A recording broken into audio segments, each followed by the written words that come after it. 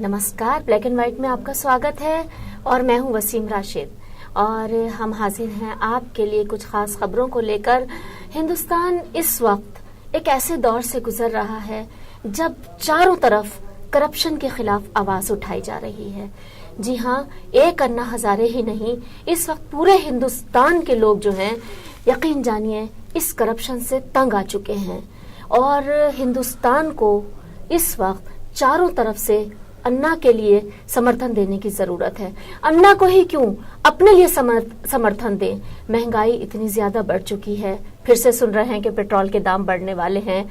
इसके साथ साथ हमारा काला धन, जी हाँ, स्विस बैंकों में जमा है और हमारे 3 MP भी शायद उसमें शामिल हैं।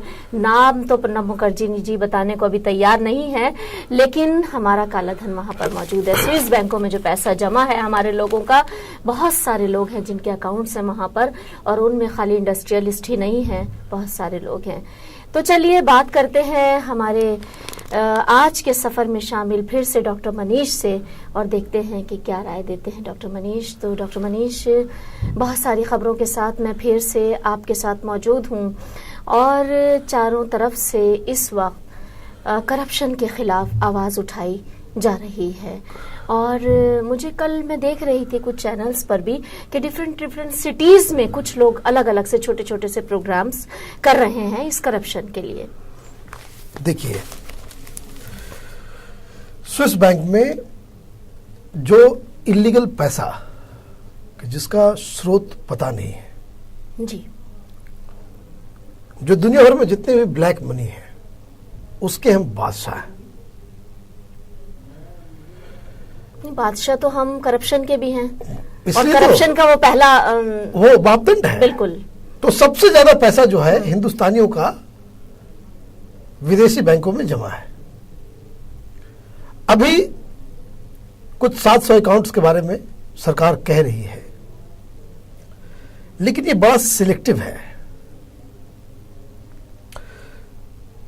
साथ में मैं आपको एक बात और बता दूं कि मामला सबसे पहले गरमाया था जब यूरोप की एक पत्रिका में राजीव गांधी की तस्वीर छपी थी और उसमें यह बताया गया था कि कौन कौन से देश के, दुनिया भर के बड़े बड़े नेता हैं जिनका काला धन, ब्लैक मनी स्विट्जरलैंड में। यह मामला हिंदुस्तान में तब से छोटे मोटे फोरम से वो चलता है।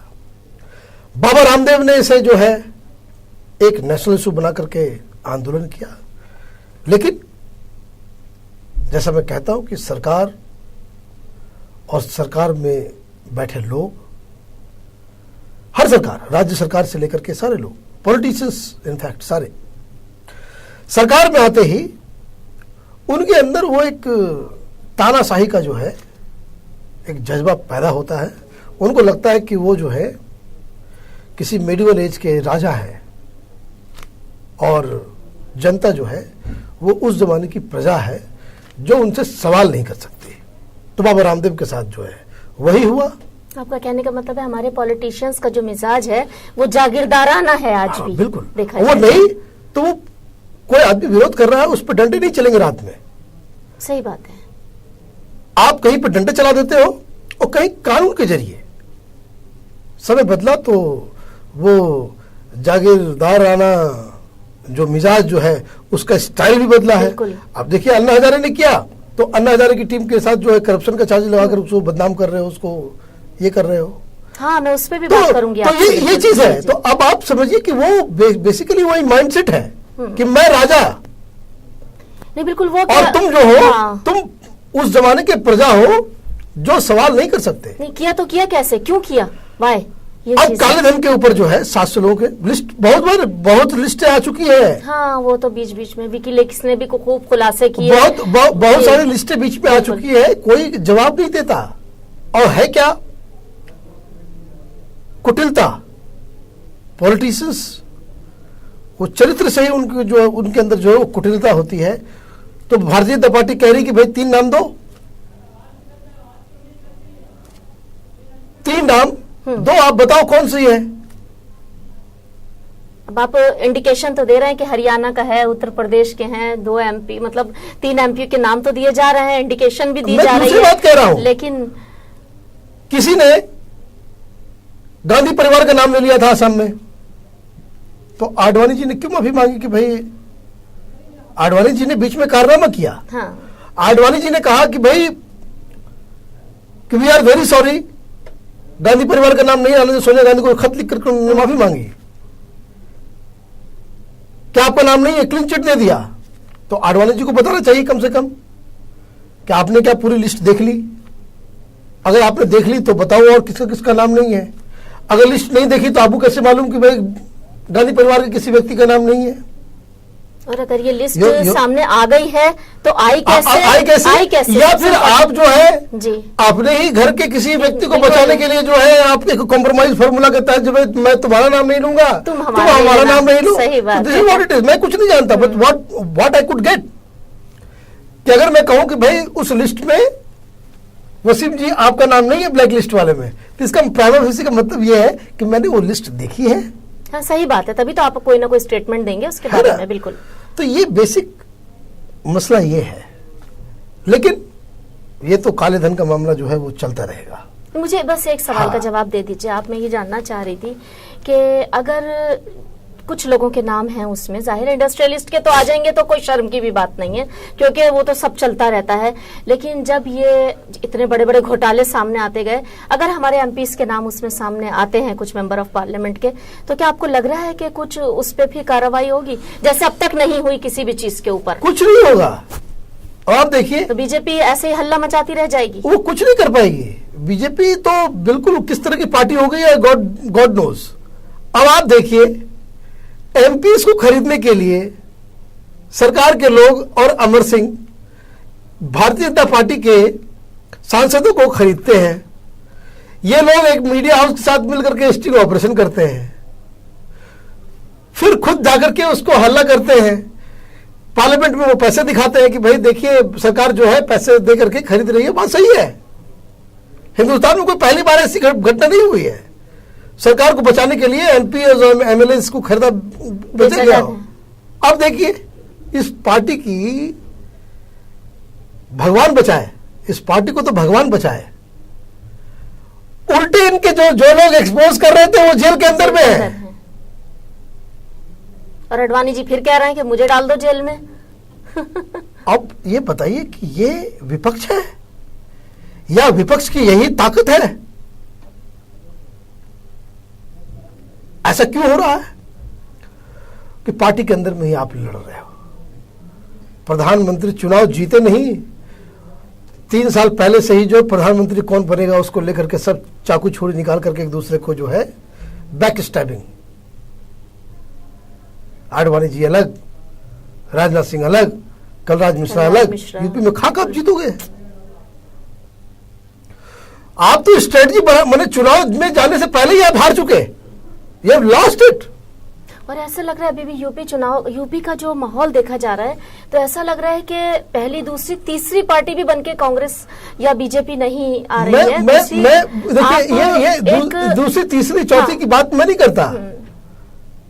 नहीं, आप you have the opportunity to form the government. आप चुनाव से पहले ही हार चुके, अब उसके बाद दूसरा रहे, तीसरा रहे, चौथा रहे, आखिरी रहे। लगता है लोगों को अनुमान लगाते रहते हैं इलेक्शन से पहले कि ये पार्टी आ सकती है, ये पार्टी दूसरे नंबर पे। नहीं, उससे कोई मतलब नहीं है। एक अजीब सा माहौल ऐसा बन गया है। ये इस एनालिसिस पे कभी नहीं जाना चाहिए। ये दूसरी, तीसरी, चौथी, उससे क्या अंतर पड़ता है? Either you are in the government, you are outside. Political parties के लिए वही दो चीज इंपॉर्टेंट है। और अगर आप अपोजिशन में भी हैं तो भी स्ट्रांग होंगे, तो आपके लिए तब भी फायदा है। आप तो पहले ही हार चुके हैं। आपने चुनाव स्टार्ट करने से पहले ही अपने बिगल बजा दिया। आपके पास स्ट्रेटजी से नहीं है, लीडर्स नहीं है, ऑर्गेनाइजेशन नहीं है, आइडियोलॉजी नहीं है, प्लान नहीं है, समर्थक नहीं है। और आप अभी बता रही थी कि इस देश में जो है चारों तरफ से मुसीबत ही मुसीबत है। लोग जो है नाराजगी जो है वो सब शहरों में चरम पे है। बिल्कुल बिल्कुल, इस वक्त सब तरफ यही हाल है। तो ये क्या, तो ये बीजेपी की स्टोरी आ गई बीच में। हम अन्ना के बारे में बात कर आप रहे हैं। अन्ना के बारे में बात तो करते हैं अन्ना, अन्ना का जो पूरा जो उन्होंने जो जन लोकपाल बिल के लिए कहा है, फिर से उन्होंने जो तीसरा हमारे अल्टीमेटम दिया प्रधानमंत्री को है खत लिखा है। जी बिल्कुल, कि भाई हम फिर से, अब इसकी जरूरत क्यों पड़ी? आपको याद होगा, और अंबिका सोनी जी कह रही हैं कि वो बार बार हमें डराना छोड़ दें। देखिए, अंबिका सोनी जी पे भी बात करेंगे जी, लेकिन अन्ना को इसकी जरूरत क्यों पड़ी? हम्म, जरूरत इसलिए पड़ी,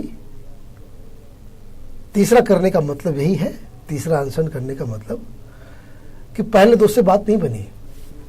जाहिर है। ब्लैक एंड व्हाइट में मैंने अन्ना के अनशन के खत्म होने के एक दिन पहले ही मैंने कह दिया था कि दूसरा अनशन अनसक्सेसफुल है, कुछ हासिल नहीं होगा। और पार्लियामेंट के अंदर में जो आश्वासन दिया गया, सरकार, विपक्ष और सपोर्टिंग पार्टी यूपीए, एनडीए सब टोटल, वो जो है लोगों के साथ जो है, देश की जनता के साथ एक भद्दा मजाक किया गया, जिसमें आपने न किसी संवैधानिक कानून के तहत बहस की, ना ही कोई लीगल रेजोल्यूशन पास किया। देखिए मनीष जी, एक बात मैं पूछूंगी बीच में कि जो चिट्ठी लेकर आए थे विलासराव देशमुख आए थे उनके पास, अन्ना जी के पास, उस चिट्ठी के बाद ही उन्होंने अनशन तोड़ा था, तो उसमें ऐसा क्या था? उसमें कुछ कोई आश्वासन नहीं था ऐसा? वो कोई आश्वासन नहीं, उसके बाद ही तो कोई आश्वासन नहीं है। मैंने बार बार इस बात को कहा है कि दूसरे अनशन के 13 दिन पहले जो स्थिति थी, वही स्थिति 13 दिन बाद भी थी। आश्वासन ये दिया गया कि आपके चीजों को जो है स्टैंडिंग कमेटी में डिस्कस किया जाएगा, आपकी बातों को वहां पहुंचाया जाएगा। Look at that plank. जिस समय अन्ना ने दूसरा अनशन शुरू किया था कि प्रधानमंत्री अंदर होना चाहिए, जुडिशरी अंदर होना चाहिए, बहुत सारी चीजें, जन लोकपाल के बिल के अंदर जो उसको पनिशमेंट करने का पावर होना चाहिए, उसको जो है सीबीआई को जो है लोकपाल के अंदर होना चाहिए। There are lots of issues. सरकार प्ले करते करते करते करते लास्ट मोमेंट में उन 3 डिमांड्स पे आ गई, जिनमें ये सब डिमांड्स नहीं थे। राहुल गांधी ने और भी एक अलग पासा फेंक दिया, जिसमें मीडिया लोग, बहुत सारे लोग जो है वो जुट गए उसके बड़ाई करने में कि इलेक्शन कमीशन के तरह जो है एक अलग जन लोकपाल बिल आ जाए। लोकपाल जो है हाँ। इलेक्शन कमीशन की तरह एक ऑर्गेनाइजेशन बनाएंगे, संवैधानिक ढांचा तैयार किया जाएगा। खैर वो एक अलग इशू है, क्योंकि इलेक्शन कमीशन भी वैसे कोई पावरफुल ऑर्गेनाइजेशन है नहीं। कि आप देखिए कि जिस तरीके से इलेक्शन कमीशन जो है, जितने भी जो कोड ऑफ कंडक्ट जो उल्लंघन होता है, उसके खिलाफ कोई भी कानूनी कार्रवाई नहीं होती है। वरुण गांधी पब्लिक के सामने ये बोल देते हैं कि भाई हाथ काट देंगे, वो पार्लियामेंट के अंदर में है। इतने सारे एमपीज पैसे बांटते हुए नजर आते हैं, टीवी पे दिन रात सब लोग देखते हैं, पार्लियामेंट में बैठे हुए हैं, नो एक्शन। तो हमको उस तरह का लोकपाल जो है इस देश में नहीं चाहिए, एक सीवीसी की तरह नहीं चाहिए कि जो भ्रष्टाचार होते हुए तो देख सकता है, कुछ कर सकता नहीं, सिर्फ और बयानबाजी देने के अलावा कुछ नहीं, कोई पावर उसके पास ना हो। तो ये एक अलग इशू है। लेकिन इंपॉर्टेंट ये है, मीडिया ने क्या किया कि सक्सेसफुल अन्ना हजारे की बात मान ली गई, मान ली गई, मान ली गई, मान ली गई। ये शायद अकेले हम लोग थे जो इस बात को लास्ट तक कहते आए कि कोई बात नहीं मानी। आप, मुझे याद है जब हमने प्रोग्राम किया था तो आपने कहा था कि मैम ये तो कुछ है ही नहीं, तो जो असल मुद्दे थे ये 3 मुद्दे तो उनमें शामिल ही नहीं थे। और मानी दूसरी बात जी, मैंने ये भी कहा था कि सरकार का एक भी व्यक्ति मुझे बताइए कि उस आंदोलन के दौरान या आंदोलन के बाद ये बात कहा हो, कोई भी मंत्री, चाहे सलमान खुर्शीद हो, चाहे वो चिदम्बरम हो, चाहे वो प्रधानमंत्री हो, चाहे प्रणब दा हो, चाहे वो कपिल सिब्बल हो, किसी ने ये नहीं कहा कि हम एक लोकपाल लेकर के आएंगे और सशक्त जिस तरह का अन्ना चाहते हैं। तो ये हुआ क्या, ये पूरा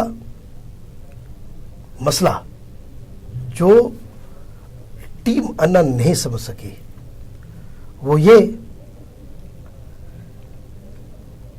कि आपके पूरे एजेंडे को ही डाइल्यूट कर दिया गया।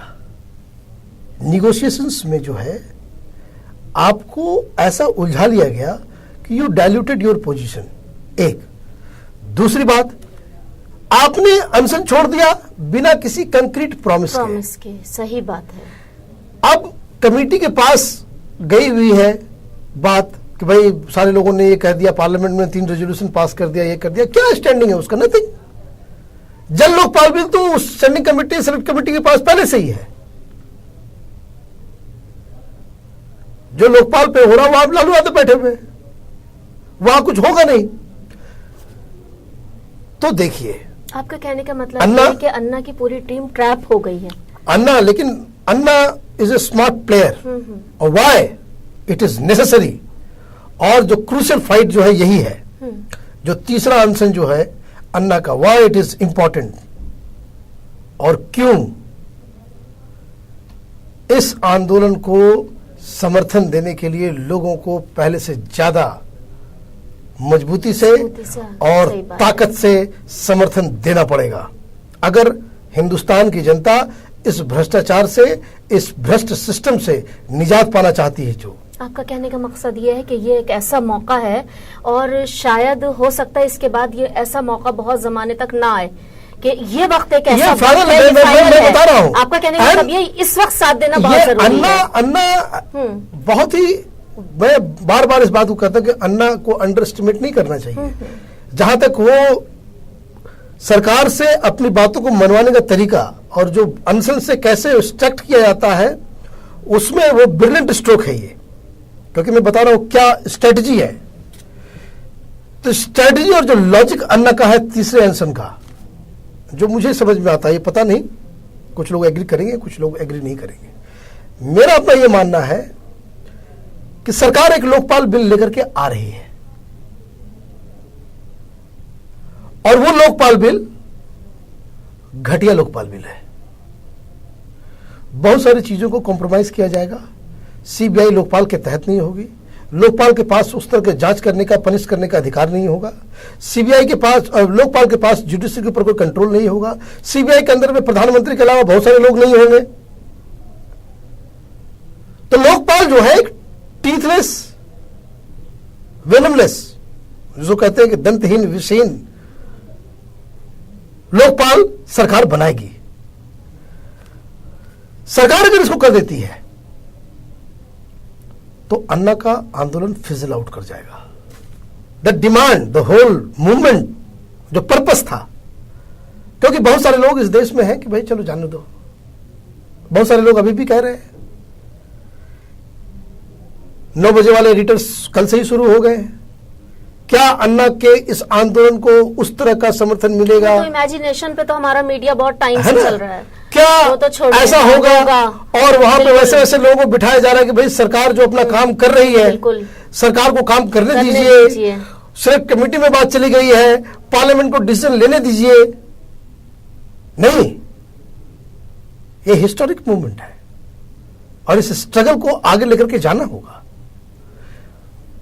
सरकार अगर एक लुंज-पुंज टाइप का जो है लोकपाल तैयार करके खड़ी कर देती है तो फिजल आउट कर जाएगा। बहुत सारे लोग हिंदुस्तान में उतने पॉलिटिकली कॉन्शियस नहीं है, तो वो समर्थन नहीं मिलेगा। लेकिन कोई बात नहीं, अन्ना ने तीसरा आंदोलन इसलिए किया है, वो चेतावनी इसलिए दे रहे हैं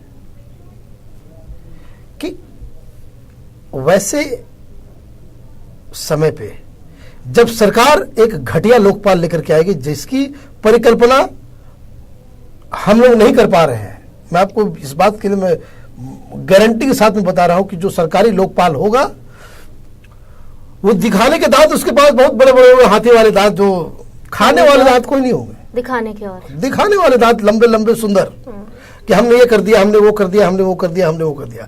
इंप्लीमेंटेशन लेवल पे जो पावर के, जैसे इलेक्शन कमीशन के बारे में पूछे, बहुत पावर है। कोड ऑफ कंडक्ट लगा सकती है, ये कर सकती है, वो कर सकती है।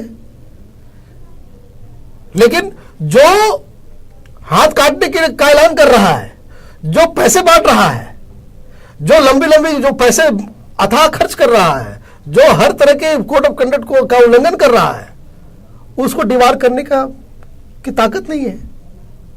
कोई दीवार होता है? नहीं होता है। तो कहने का मतलब ये है कि ये तीसरा आंदोलन ये इंपॉर्टेंट 2 केसेस में है कि सरकार को प्रेम्प्ट करना, कि अगर सरकार ये सोच रही है कि कोई लुनपुन सा जो है लोकपाल ले आएगी तो उसके खिलाफ हो, और अगर विंटर सेशन में नहीं लेकर के आती है तब उसके साथ हो, क्योंकि अन्ना और उनकी टीम को अब ये बात क्लियर हो गया। एक बात बताइए डॉक्टर मनीष, आप भी देख रहे हैं दिग्विजय सिंह की बराबर स्टेटमेंट आ रही है, 42 लाख के रुपए के लिए केजरीवाल ने भी कहा है कि हम ये पैसा जो है जो चंदे में आया है, मैं आपका जो ये इशू है इसे डाइवर्ट नहीं कर रही हूँ, लेकिन मैं उसी से जोड़ के पूछना चाह रही हूँ कि उन्होंने कहा कि हम वो पैसा जो चंदे में आया वो वापस कर देंगे, तो दिग्विजय ने कहा कि उसके लिए तो सुपरमैन बनना पड़ेगा, अगर कोई 42 लाख रुपया वापस कर देता है तो उसके लिए सुपरमैन ही कर सकता है वो। क्या ये सारे मुद्दों में उलझाकर ऐसा तो नहीं है कि ऐसा गवर्नमेंट की ये कोशिश हो कि चारों तरफ से टीम अन्ना को सफाई देने के लिए उलझा दिया जाए, इधर किरण बेदी सफाई देती रहे अपने जो ट्रिप्स हैं उनकी, इधर केजरीवाल सफाई देते रहे, इधर अन्ना जो है वो अपने अनशन की तैयारी करते रहे, चारों तरफ से उलझा दिया जाए और फिर उस मौके का फायदा उठाया जाए? देखिए, क्योंकि देखिए चारों तरफ से लोग चारों तरफ से ट्रैप तो हो रहे हैं अन्ना की टीम के, ये तो आप भी समझ रहे हैं, मैं भी समझ रही हूँ। कोई ट्रैप, कांग्रेस पार्टी की स्ट्रेटजी बहुत ही क्लियर है। यूपी चुनाव है, दे वांट मुस्लिम वोटर्स। पहला, मुसलमानों को उनको वोट चाहिए, एन के एन प्रकारेन किसी तरीके से वो जो है वो पदभ्रष्ट करेंगे, इसलिए वो plan A B C D सब अपना बता रहे हैं। जो जो भ्रष्टाचार के खिलाफ आवाज उठाएगा वो आरएसएस का आदमी कहलाएगा। तो आरएसएस का आदमी भी ये लोग हैं, ये लोग आरएसएस के लोग हैं। हाँ, तो एक जो नहीं है, दिग्विजय सिंह की वजह से जो है आरएसएस वाले भी कहने लग गए कि भाई हमने सपोर्ट किया, हमने सपोर्ट किया। ये तो अकलमंदी है। इस वक्त उनकी अकलमंदी है, बिल्कुल सही कहा आपने। ये अकलमंद साहब जो दिग्विजय सिंह जो है वो सबको आरएसएस के आदमी बता रहे हैं, बिल्कुल। दूसरी बात, आरएसएस क्यों बता रहे हैं? क्योंकि उनको मुसलमानों से, इन लोगों को माने भ्रष्टाचार के मुद्दे से मुसलमानों को दूर रखना है। कि भाई भ्रष्टाचार का मुद्दा नहीं है, मुद्दा जो है वो सांप्रदायिकता है। ये लोग सांप्रदायिक लोग हैं, ये आरएसएस के इशारों पे खेलने वाले लोग हैं, तो इसलिए उनको दूर रखा जाए। एक दूसरा, और उनको यह भी बताया जाता है कि भाई कि ये स्वयं भ्रष्ट है, तो ये भ्रष्टाचार से, लेकिन मतलब ये खुद तो पहले निकले भ्रष्टाचार से, तभी तो भ्रष्टाचार के लिए लड़ेंगे। हाँ, कहने का मकसद ये है। बात तो यही है कि दिग्विजय सिंह की लॉजिक क्या है कि वो भी भ्रष्ट है, हम भी भ्रष्ट हैं, हम सब भ्रष्ट हैं। लेकिन देश की जनता सब वॉच कर रही है, और देश की जनता वो मूर्ख नहीं है। मैं बार बार कहता हूं, ये 1970 नहीं है।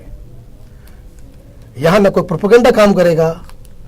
आप मुसलमानों के लिए आप कितना भी आप कह डालो कि वो आरएसएस के लोग हैं, विश्व हिंदू परिषद के लोग हैं, और कल आप ये भी थ्योरी निकाल दो कि अरविंद केजरीवाल, अन्ना हजारे जो है वो बाबरी मस्जिद तोड़ने के लिए जो है वो लोग भी कार सेवा में जुड़े हुए थे, उससे कोई फर्क नहीं पड़ता। द करंट इशू इज, इस देश से भ्रष्टाचार खत्म होना चाहिए। इंडिया नीड्स अ सिस्टम जिसके अंदर जनता के प्रति सेवा भाव हो। तो डॉक्टर मनीष, अपने प्रोग्राम खत्म करें या 2 मिनट के अंदर अंदर अगर कांग्रेस के युवराज के ऊपर कुछ बात करते चलें, सिर्फ 2 मिनट के अंदर अंदर, तो बताइए। देखिए, युवराज जी जो है, सोनिया जी कुछ अपना ताज उनके ऊपर फिलहाल, युवराज जी कल यूपी में थे जी, और वो दलित के घर जाकर के और दलितों के मंदिर में जाकर के वो पूजा पाठ कर रहे हैं। काफी दिन से चल रहा है उनका ये सारा। तो मैं आपको एक बहुत ही 2 टूक एक बात में बताइए, बस 2 टूक के बाद हम अपना प्रोग्राम खत्म कर देंगे। उत्तर प्रदेश का दलित, उसको अंधेरे में भी हाथी नजर आता है, वोट वही करता है। चाहे कोई व्यक्ति कितना भी खाना खा ले, जूठा उठा ले, मंदिर चला जाए, उनके पैर धो ले। उत्तर प्रदेश का दलित, उसे हाथी जहां नजर आएगा वो वहीं वोट मारेगा। बस तो इसके बाद तो कुछ कहने की गुंजाइश ही नहीं रह जाती। तो ये था हमारा आज का ब्लैक एंड व्हाइट प्रोग्राम। और जैसा कि हमारे साथी डॉक्टर मनीष ने कहा कि ये तीसरा अनशन अन्ना का बहुत ही इम्पोर्टेंट है, और ये इस तरह से इम्पोर्टेंट है कि जाहिर है जब चीज़ें अपनी फाइनलाइजेशन की तरफ पहुंचती हैं तो वहां पर एक बड़ा फैसला लेना बहुत ज़रूरी हो जाता है। और ऐसे में जाहिर है अगर आपका पूरा समर्थन मिल जाएगा और आप लोग भी सब चारों तरफ से इस तीसरे अनशन में अन्ना का साथ देंगे तो हो सकता है सरकार को थोड़ी शर्म तो आ जाए। वरना तो जैसा कि हमारे साथी बता रहे हैं बार बार कि सरकार बिल्कुल बेशर्म हो चुकी है। सरकार कुछ सोचने समझने देखने के लायक ही नहीं रही है, और ऐसे में आपका साथ इस सब को एक मजबूत लोकपाल लाने में यकीनन मदद करेगा। तो आज का अपने इस प्रोग्राम को खत्म करते हैं। कल अपने इसी प्रोग्राम में आपके सामने फिर हाजिर होंगे। तब तक के लिए इजाजत दीजिए। नमस्कार।